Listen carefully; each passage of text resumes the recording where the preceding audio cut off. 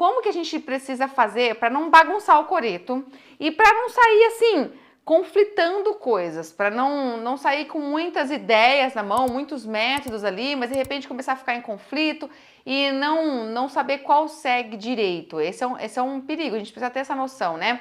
Porque, na verdade, quando a gente começa a fazer aula, nós vamos ter uma orientação, que é a orientação que o nosso professor nos dá, ou que a gente busca, que a gente segue um professor, ou que a gente compra um curso, ou enfim, a gente vai construindo nosso conhecimento e tem ali uma orientação, né? Só que às vezes a nossa ansiedade, a nossa vontade de querer mais, querer além do que a gente tem ali, do que o nosso professor passou, a gente começa a abraçar o mundo, a gente começa a querer tudo que passa na nossa frente, tudo que nos indicam, tudo que falam que é bom, a gente começa a comprar, a gente compra esse livro, compra aquele outro, compra esse curso, compra aquele outro. Então a gente precisa ter cuidado, porque às vezes o que a gente tem na nossa frente começa a entrar em conflito. E aí a gente fica parado, né? Porque tudo que é muito nebuloso, tudo que a gente não consegue enxergar, não tem uma clareza, nós não andamos, né? Não damos continuidade, a gente fica estacionado olhando essa confusão. Então a gente precisa ter cuidado com essa sede de querer ter tudo, sabe? Inclusive, um ponto importante também que a gente precisa pensar é sobre quando nós queremos estudar vários instrumentos ao mesmo tempo. Muitos alunos têm essa vontade de aprender vários instrumentos ao mesmo tempo e falam, vou começar a fazer aula disso, vou começar a fazer aula daquele outro também, acho que eu consigo. Conseguir você consegue, é fato. A questão não é sobre a sua capacidade, eu não duvido sobre isso. A questão é como você vai gerenciar o seu tempo e o que você precisa incluir no seu dia a dia enquanto um novo hábito ali para desenvolver habilidade naquele outro. A questão é essa que a gente tem que pensar. Então, precisamos ter um controle assim da nossa ansiedade, da nossa expectativa, da nossa vontade de querer mais e mais e mais, porque existem métodos diferentes mesmo, existem metodologias de ensino diferentes também. Às vezes você começa a fazer aula com um professor, ele segue uma determinada metodologia e de repente você começa a ouvir ideias de outro professor, é outra metodologia, e aí vocês entram em comparação e começa a dar os conflitos. A gente precisa ter cuidado para isso, você precisa dar tempo para que o florescimento da sementinha que está sendo plantada aconteça. Senão você mal está seguindo uma orientação aqui e na hora que a sementinha vai brotar, você já cortou, já começou a seguir outra. Então não dá tempo para as coisas florescerem, entendeu? Por querer pegar de tudo porque estão falando que são coisas boas. Então nós precisamos ter cuidado com isso. Cuidado para não ficar bagunçando o coreto. Segue uma linha e fica firme nela, ou então, a partir do momento que você veja que essa linha aí que você está seguindo, ela não está sendo legal, que de fato não está sendo uma linha bacana, troca de linha, mas aí então segue essa nova linha, entendeu? Dê tempo para que as coisas aconteçam. Na música é muito importante isso. Agora um outro ponto. Dani, como que eu vou dar conta de tudo? Porque esse é um ponto que sempre me perguntam quando estão acompanhando aqui as minhas orientações e eu falo, veja, você não pode estudar apenas o seu instrumento, você tem que estudar algumas questões musicais também que estão envolvidas ali com o seu instrumento, porque senão você não avança, senão você não dá aquele start, né? Senão você fica estacionado, você fica sempre num nível de feijão com arroz. E aí sempre surge essa pergunta, Dani, mas como é que eu vou dar conta de gerenciar o meu estudo? Será que eu devo estudar o meu instrumento? E aí eu estudo uma época o meu instrumento, depois eu paro e estudo música? Então eu faço coisas em paralelo, mas assim, não ao mesmo tempo, faço uma, depois eu paro e faço a outra. Veja, nós devemos... O ideal do que nós devemos fazer é que a gente ande em paralelo de forma concomitante. O nosso instrumento musical, ele precisa do suporte, do embasamento, do entendimento musical.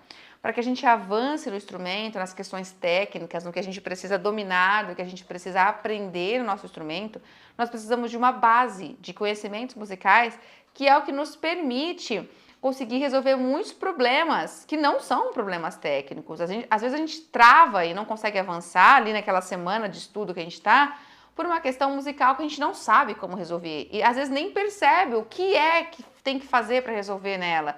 E a gente fica empacado. E aí você fica empacado uma semana, depois a outra semana, e aí você vai evoluindo a passos lentos.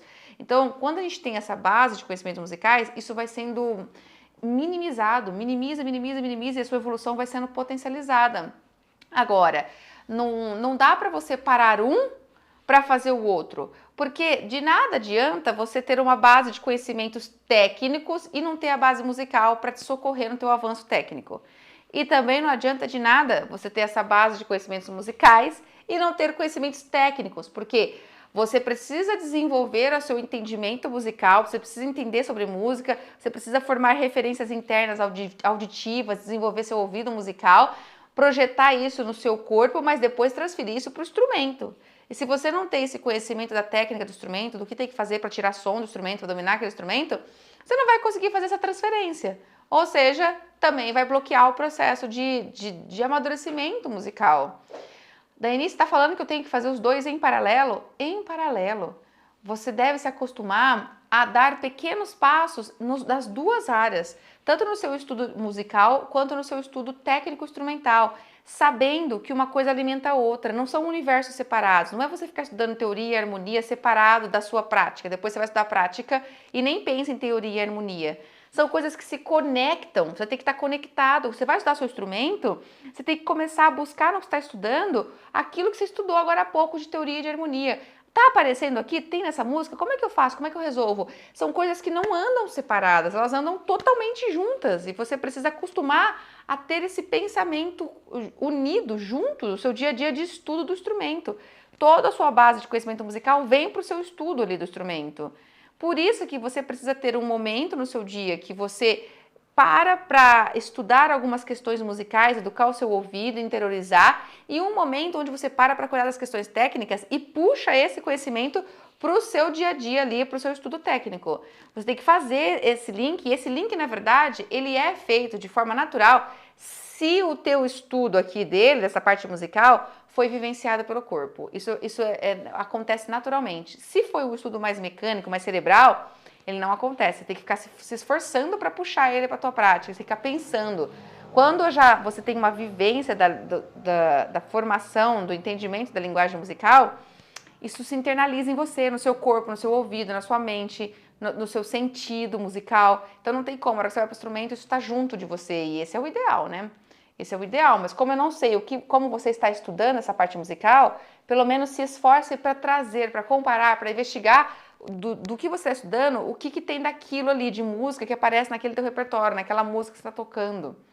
Faça isso em paralelo, você tem que gerenciar o seu tempo para que as duas coisas aconteçam de forma paralela e concomitante, não é abrir mão de uma para colocar outra, senão você está sempre deixando a sua evolução mais lenta do que ela deveria ser. Nossa, Daiane, mas eu vou ter que então ter um baita tempo aí para eu estudar música e estudar o meu instrumento. Não se trata de ter um baita tempo, se trata de você dividir os seus focos, as suas metas.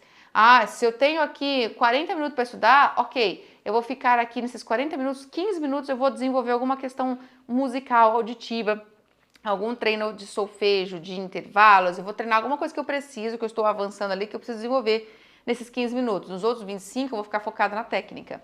Então você divide, você elabora quais são os propósitos daquela questão musical e quais são os propósitos, os objetivos com aquela questão técnica que você vai procurar aplicar. Entendeu?